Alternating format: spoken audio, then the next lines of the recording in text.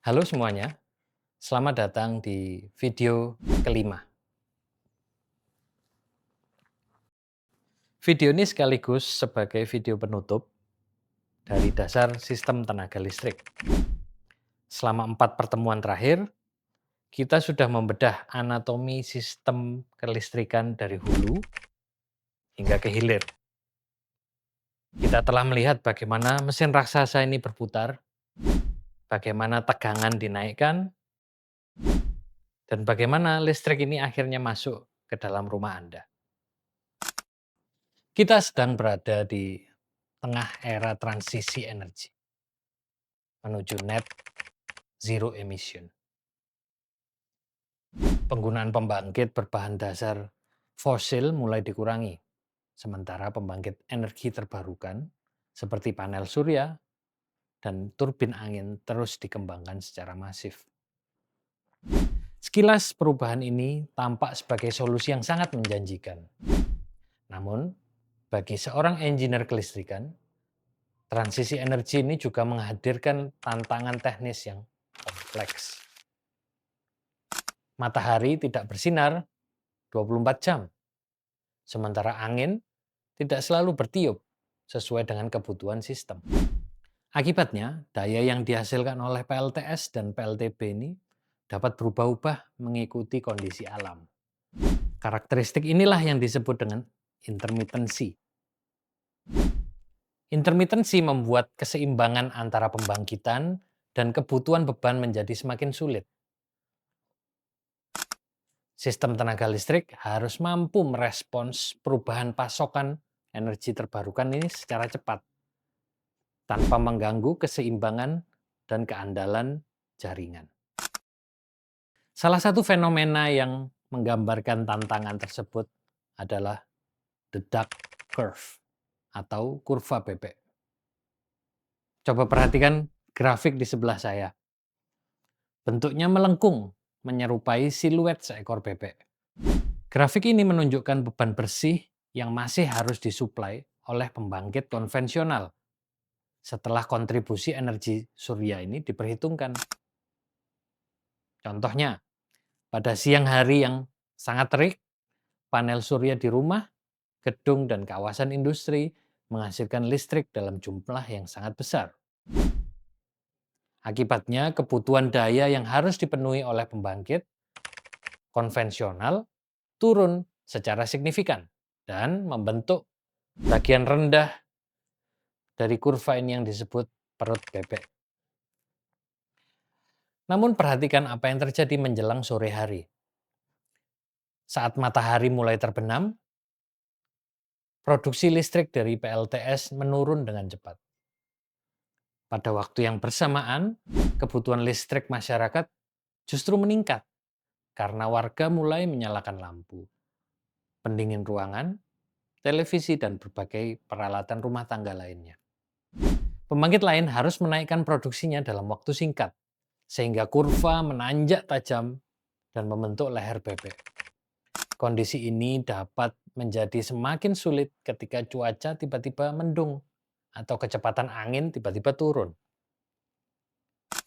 Produksi PLTS dan PLTB dapat berkurang secara mendadak.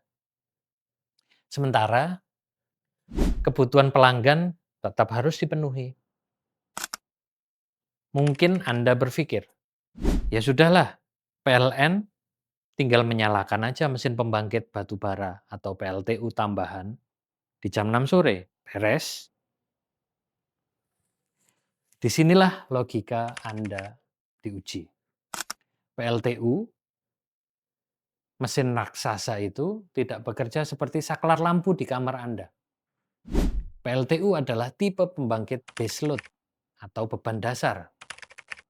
Pembangkit ini ibarat merebus teko air yang ukurannya sebesar gedung bertingkat. Butuh waktu berjam-jam untuk memanaskan dari posisi mati hingga bisa menghasilkan uap bertekanan tinggi. Jika mesin baseload ini tadi dipaksa naik dan turun secara drastis, setiap hari mengikuti sisa fluktuasi panel surya, efisiensinya akan hancur lebur dan komponen turbinnya akan sangat cepat aus. Lalu bagaimana sistem menyediakan lonjakan daya jutaan watt secara instan dalam hitungan menit? Inilah yang melahirkan kata kunci masa depan pertama kita, yaitu Energy Storage System atau sistem penyimpanan energi. Untuk skala satu kota, kita tidak bisa menyimpan listrik menggunakan baterai seukuran aki mobil.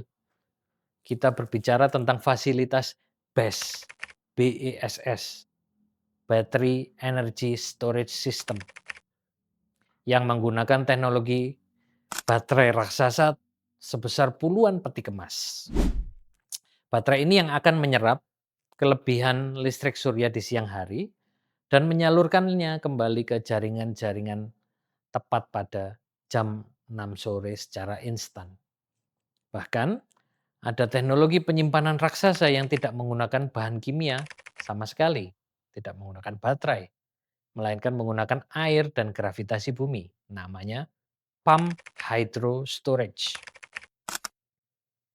Saat siang hari, ketika daya melimpah ruah, listrik itu dipakai untuk memompa jutaan kubik air dari waduk bawah ke danau yang ada di atas gunung. Lalu di malam hari saat listrik kritis, air yang di atas gunung itu tadi dijatuhkan kembali untuk memutar turbin raksasa. Ini adalah baterai gravitasi raksasa. Sekarang kita beralih ke tantangan yang kedua. Geografi. Indonesia adalah negara kepulauan. Bayangkan, kita punya ladang panas bumi dan bendungan raksasa di Pulau Sumatera. Tapi permintaan listrik kita yang paling besar ada di kawasan industri di Pulau Jawa.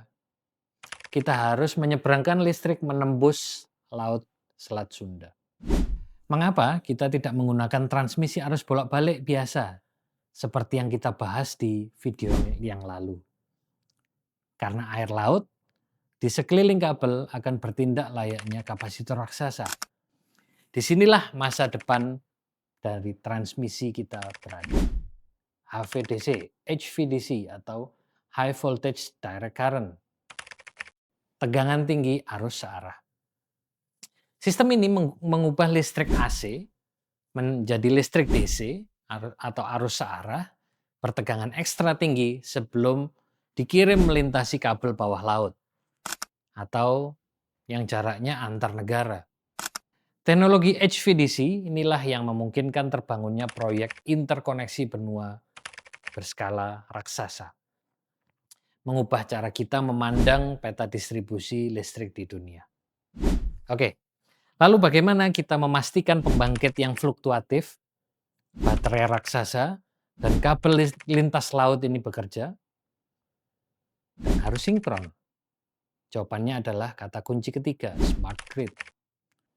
Jaringan listrik di masa depan tidak lagi murni menggunakan kelistrikan arus kuat, melainkan juga beririsan erat dengan Internet of Things atau IoT, sistem kontrol cerdas, dan penetrasi renewable energy yang meningkat. Untuk menjaga keseimbangan daya, kita harus melakukan audit energi di level gardu maupun gedung industri. Teknologi kelistrikan bergerak dengan sangat liar dan menakjubkan. Apa yang Anda pelajari hari ini di kelas dasar sistem tenaga listrik hanyalah skop pertama untuk menggali gunung ilmu yang lebih besar. Sebagai ujian kelulusan Anda di kelas ini, saya punya satu tantangan, eksplorasi yang harus Anda pecahkan di kolom komentar. Dari 3 pilar teknologi masa depan tadi, yaitu renewable energy, energy storage, transmisi HVDC, dan juga smart grid, pilih satu topik yang mengusik rasa ingin tahu Anda. Lakukan riset mandiri di internet selama 5 menit, kemudian tuliskan analisis singkat Anda di kolom komentar. Sebutkan teknologi pilihan Anda, tuliskan satu fakta ilmiah baru yang Anda temukan, dan berikan opini engineering Anda. Mengapa teknologi tersebut akan sangat menguntungkan atau justru tidak mungkin implementasikan di Indonesia. Jangan takut beropini, insinyur yang hebat tidak lahir dari sekedar menghafal buku, melainkan rasa penasaran yang tidak pernah padam untuk menyelesaikan masalah nyata di lapangan. Terima kasih telah menemani perjalanan kelas kelistrikan ini dari pertemuan pertama hingga hari ini. Teruslah kritis, teruslah berinovasi, dan sampai jumpa di ruang diskusi kita selanjutnya. Salam.